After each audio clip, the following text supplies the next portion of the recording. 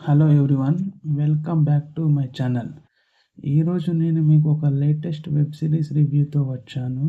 అది ఏంటి అంటే తస్కరే ది స్మగ్లర్. మనకు తెలిసిన 64 కళల్లో ఒకటి చోరకళ. అదే చోరకళకి ఆధునిక రూపమే ఈ స్మగ్లింగ్. సాధారణంగా మనం స్మగ్లింగ్ను వార్తల్లో లేదా సినిమాల్లో మాత్రమే చూస్తుంటాం. కానీ నిజ జీవిత ఘటనల ఆధారంగా కళ్ళకు కట్టినట్టు చూపించేదే ఈ వెబ్ సిరీస్. ఈ వెబ్ సిరీస్ కథ మొత్తం ముంబై ఇంటర్నేషనల్ ఎయిర్పోర్ట్ నేపథ్యంలో నడుస్తుంది. ఇక్కడ ఒక పవర్ఫుల్ కస్టమ్ ఆఫీసర్ ఉంటాడు.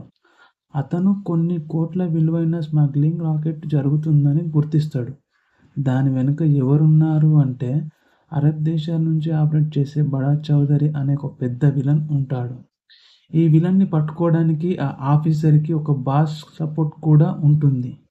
ఆ బాస్ అండ్ ఈ కస్టమ్ ఆఫీసర్ ఇద్దరు కలిసి ఆ బడా చౌదరిని పట్టుకునే ప్లాన్ వేస్తారు.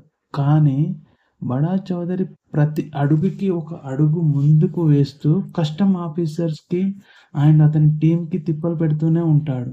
అయితే చివరికి ఆ పవర్ఫుల్ ఆఫీసర్ ఈ స్మగ్లింగ్ బండారాన్ని బయట పెడతాడా, బడా చౌదరిని ఎలా పట్టుకుంటాడు,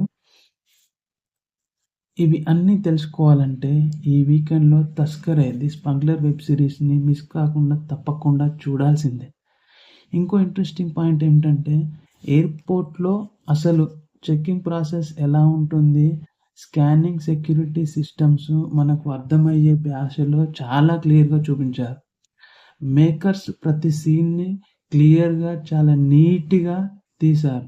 సో ఓవరాల్గా ఇది ఒక intense and realistic crime thriller web series.